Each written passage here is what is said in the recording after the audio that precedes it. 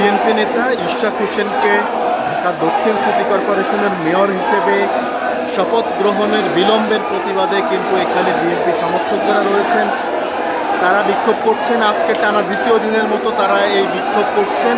এর আগে গতকালও কিন্তু তারা সকাল 9টা থেকে এই বিক্ষোভে অংশগ্রহণ করেছিলেন এবং আলটিমেটাম দিয়েছিলেন যে অবিলম্বে যদি তাদের দাবি মেনে নেওয়া না হয় সেক্ষেত্রে কিন্তু তারা গণ অবস্থান কর্মসূচি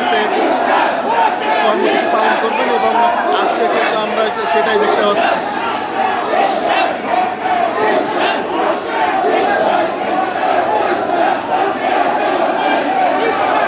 সকাল থেকে কিন্তু এই দক্ষিণ সিটি কর্পোরেশনের যে গেট রয়েছে সেটি বন্ধ ছিল, তবে নেতাকর্মীরা কিন্তু সেই গেটটি খুলে এখন মিছিল নিয়ে ভেতরে প্রবেশ করছেন।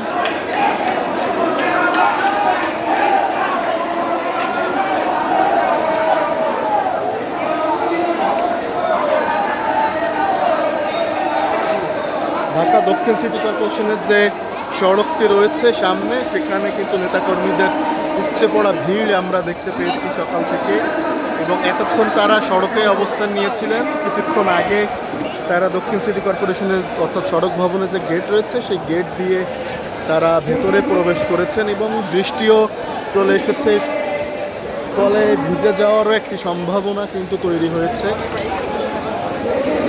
আমরা গতকালকেও দেখেছিলাম দিনভর এখানে নেতাকর্মীরা অবস্থান নিয়েছিলেন।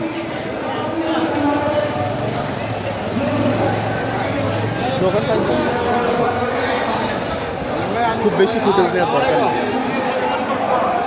নেই, ওইখান থেকে একটা মাছটা নিয়ে নেন, ওই যে সবাই ঢুকছে ভেতরে ওইখানে।